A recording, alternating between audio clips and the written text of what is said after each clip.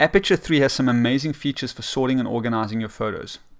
There's a variety of different ways you can assign keywords, flags, just different indicators for you as an individual to work through your photos. You need to decide which features work best for you and how you want to use them. I'm just going to show you the different options you have available to yourself. And the first one I want to show you is called stacks. Now, I don't have many photos here to show you, but I'm going to quickly duplicate a couple versions of my photos. And you'll see that already something different's happening within my viewer. If I just go to my browser mode, you'll see the 4 new photos, well, the 3 new versions I created of the first photo. And you'll see this dark gray box around them and this little thumbnail, this little box in the thumbnail with a little 4 indicating how many versions there are. Now if I just click on the 4, you'll see that the other images disappear. And if I click on the 4 again, they come back. This is called stacks, and this is a handy way of, again, just sorting your projects, your albums, with another step. So if you do a lot of shooting, perhaps you do a lot of shooting in burst mode, where you're taking a lot of consecutive photos, stacks can come in handy for you to keep photos from different bursts together. And it's a very easy way of accessing them and then minimizing them. And then within your project, you can just see the individual stacks and you can work from within them like that. You can also choose which stack, which version you want as your main thumbnail for your stack. You can just drag them around, simple as that. And then the one that you drag to the front will be the image you see when the stack is minimized. Open, then when you're browsing, you'll be able to browse with all of the different versions. And when your stack is closed, it'll just navigate to the first image in your stack, the one that you've placed as your main pick, which I believe is actually called a pick. If I open my stack and then I come up to stacks in my menu bar, I can click pick, and then that stack, that version will go to the front of my stack and that'll become the main thumbnail. Then another option we have is just flags, where you can flag different images.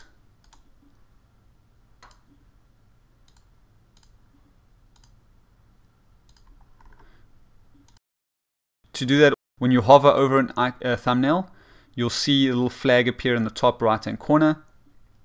You just need to select it and then it will be flagged. And then of course we have metadata for your photos, and I think it's just really important to have as much information as possible stored within your metadata. So if you're a professional photographer, put in your copyright notice to make it clear to people that it's got copyright on it. Put in a caption, put in a title, put in as much information as you can. Ratings, rate your photos. Use 1 star as good enough to keep, but not much more than that. Use 3 stars for it's a pretty good photo, I'd like to use it in photo albums. Use 4 stars as the cream of the crop, the best photos that you have in your library.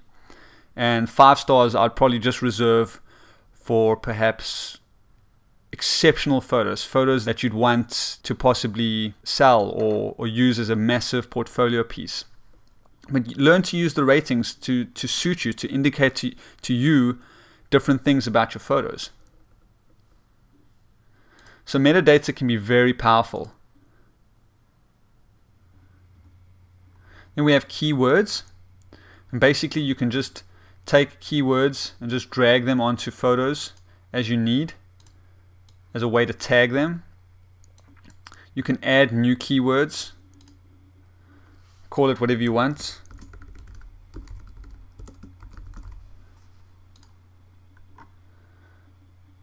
You can add subordinate keywords, so within one keyword you can add a subordinate keyword. And you can also delete keywords.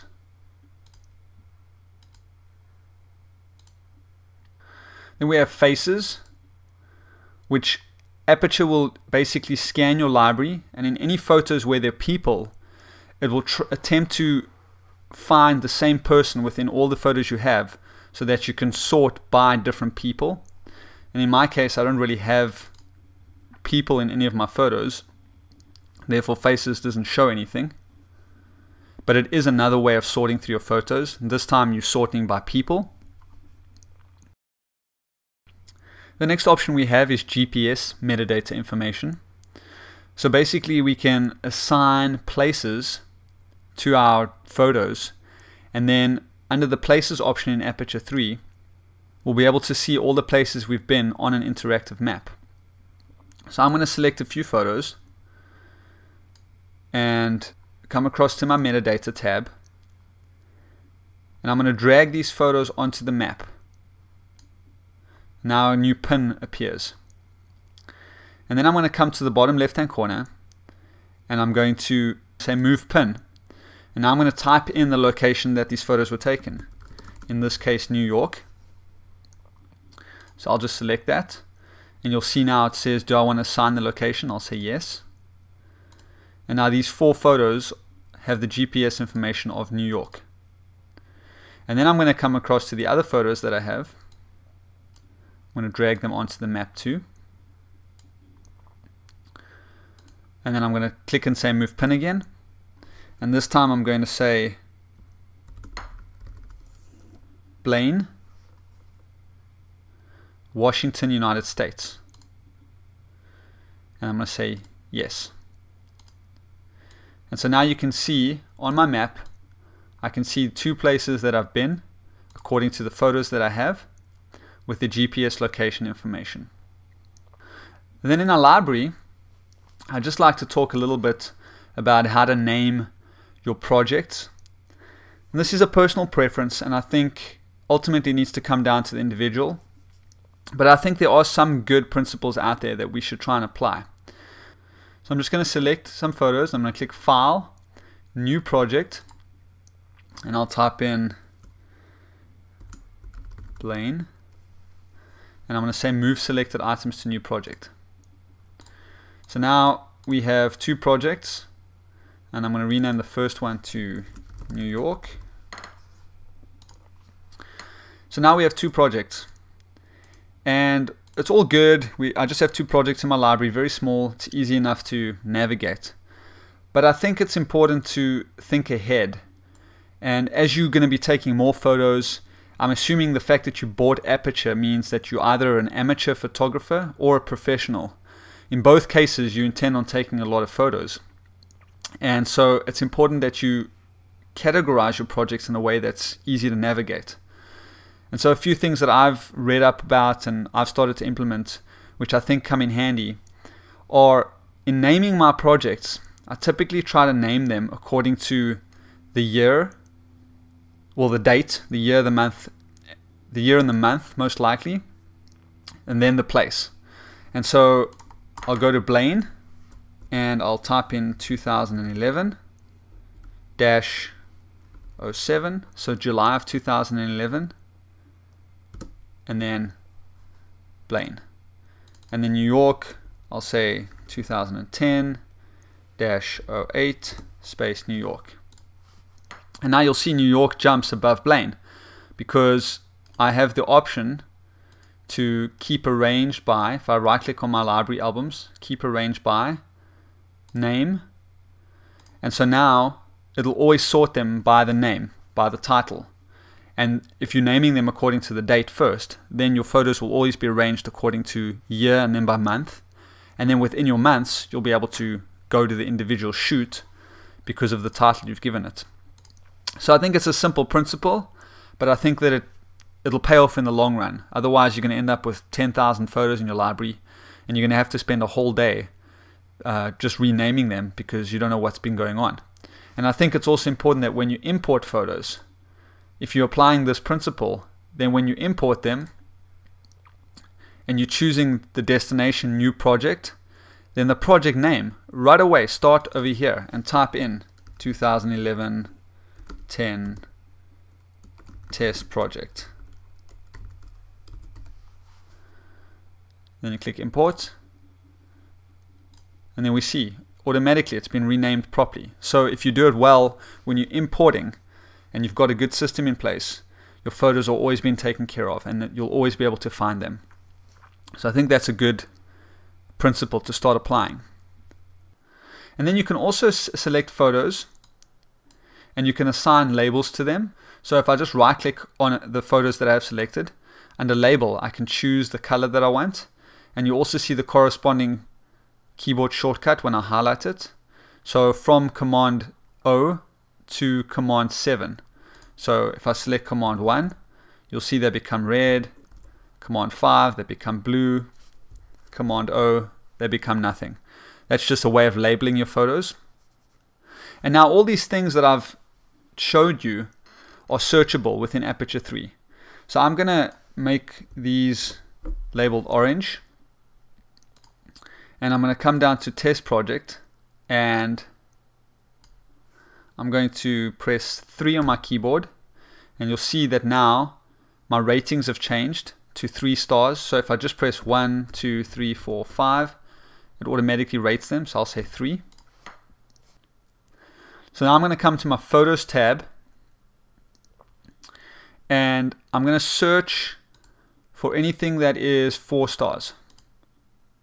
In this case, I already have some photos that were 4 stars, so I'm going to remove that. So nothing shows, because now I don't have any photos that have 4 stars. But if you recall, I just rated some of them with 3 stars. So I'm going to change that search to 3 stars. And now immediately I see all the photos that I have 3 stars. So again, if I'm using my ratings, let's say, to distinguish between the quality of my photos, I can search very quickly for any photos that I think have a quality of 3 stars or 4 stars or 5. So that's really handy. I can also search quickly by my label. So I'm going to search orange, and all the orange labeled photos immediately show up. But now let's say this photo is a clear winner for me. This is a great photo. So I'm going to label that. I give it a rating of 4 stars. So now I want to see all my photos that are labeled orange with 4 stars. I can just click on this little thumbnail next to my search bar, and it gives me a variety of search options. I can just apply so many different searches together, combine them together. So I'm going to say if the rating is greater than or equal to 4 stars, and the color label is orange, and now you see that only 1 photo shows up. And now what I can do with this is I can create a new album with the current images, and I can just title the album, and I have a photo album now with those images that I got from my search. Now I'm going to delete that. And now a nice or even better implementation of searching is smart albums. Let's say I want to always have a collection of my 4-star photos, because 4 stars to me are very good. I'm going to create a new album by clicking File, New, Smart Album. And now immediately it brings up the filter settings, because that's what a smart album does. Is it searches according to criteria you give it, and then it always includes the photos that match that criteria. So I'm going to say rating of 4 stars. Currently there's only 1 photo in my library that has that. So I'm going to title that 4 stars. Now I realize that there is already a smart album created for 5 stars. So this is just to give you an example of how to create your own smart albums. So I'm going to go back to projects, and I'm going to select another photo, and I'm going to give it 4 stars by pressing 4 on the keyboard. Now I'm going to go back to my 4-star smart album, and immediately both of them show. So you can see that this applies those filters, that search that I gave it, continuously. So as you're doing photo shoots, as you're categorizing your photos, your smart albums will always be up to date. So the next thing I'm going to do is I'm going to go assign some keywords to my photos. I'm going to drag wedding onto them. So I selected a bunch of photos. I just drag wedding onto it. Now I'm going to create a new smart album. And I'm going to call it wedding. Or shall I say weddings. Just drag that down. And now, once you've gone out of your smart albums, if you want to adjust the filter settings, you just come across to this little magnifying glass and click on it, and the filter settings will come back. And now I'm going to search on keywords, and you'll see I only get one option for wedding, because currently those are the only keywords I have assigned to my photos. So if you're looking to filter on certain keywords and they don't show up here, it means you haven't used them yet. So make sure you've assigned your keywords first before you start filtering on them. So I'm going to say wedding, and immediately the photos that I had with those keywords comes up wedding. And then lastly, I'm just going to do one more example. I'm going to create a smart album for wedding awesomeness. So now I want all my wedding photos, but I want only the ones that are rated 4 stars. And instead of it being any of the following matches, I'm going to say all. If it's on any, the photos only have to match one of your options that you have selected, and they'll show up. If you want your photos to match all of them, just change it to all. And now you'll see I currently only have one wedding photo that's rated 4 stars in my library. So this is really handy. I can come to my smart albums and very quickly see a combination of photos from different projects, from different photo shoots, very, very quickly. Another great way to sort and organize through your photos. Now the last thing that I want to discuss in the category of sorting and organizing photos is a much debated topic amongst professionals, and that is the difference between using a managed library or a reference library. Now for some of you, you may have heard that before, others of you may not have heard that before. Basically what that means is a managed library is when Aperture automatically stores all your raw files within your Aperture library. If I navigate to my pictures folder, you'll see that I have an Aperture library. Now currently that library is only 44 megs. But if you import thousands and thousands of raw files, you'll see that your Aperture library becomes easily hundreds of gigs. So that's because it's managed. It automatically imports the raw files and stores them in the Aperture library. So that's great in terms of the fact that you never have to worry about your file locations. It also means that when you're creating new versions of your photos and assigning adjustments and brushes and editing, the links to your raw images will never be broken, because you're not going to be moving your raw files around or accidentally deleting them, because they'll always be stored within your library. So that's a great feature. But some people say that there are limitations to that you don't have the full control over your raw images. Other people also say that when your library becomes extremely large, that your computer becomes a lot slower. And that's due primarily to managed libraries, because the largest part of your library will be your raw images. You know, if you're working with 18 or 20 megapixels, that's easily 20 megabytes for one photo. So if you have, 10,000 photos, that's a lot of storage. I personally have not noticed a difference between managed and referenced libraries. I haven't seen a speed increase or a decrease. I prefer managed libraries. I feel like it's the safer route to go. It's a feature that was created for that purpose, to save you from having to, do all the manual work yourself. And I also think there are other ways of managing your libraries and keeping them small while still keeping a managed library and not a reference library. So this may sound complicated to some of you. For those of you who already know about this topic, you'll understand more about what I'm saying. But I just want to show you the difference, and you can decide what you prefer.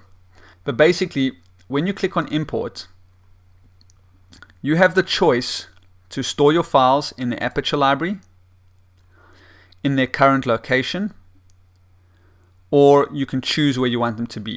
Now, if you're using in their current location, you need to be very careful, because if you're importing your photos from your camera, which is connected to your computer, when your camera is not connected, you're going to have no copies of those raw files to work with. So in their current location is only meant for if you're importing raw images that are already on your hard drive and you want to keep them where they are and you just want to reference them in your library.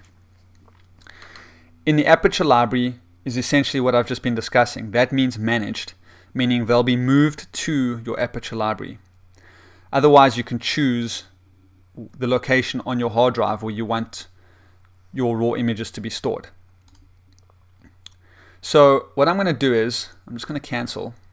Currently all my photos are managed. So if I open Finder, I'm going to go to my Aperture library and I'm going to say show package contents. And now I'm going to scroll down and you'll see masters. There's a folder for masters where when you import into the Aperture library, this is where it places your master images. And it categorizes them within year, month, date, all with the metadata of your photos taken by your camera. And as you can see, the raw image is stored within the Aperture library. Now, in my case, the photos that I've imported have only been JPEGs. They've already been edited. But when you're importing directly from your camera, it's going to be importing the full raw image. So that's a managed library. So what I'm going to do is I'm going to open a project. I'm going to select the photos. And I'm going to come to File in my menu. And I'm going to say Relocate Masters.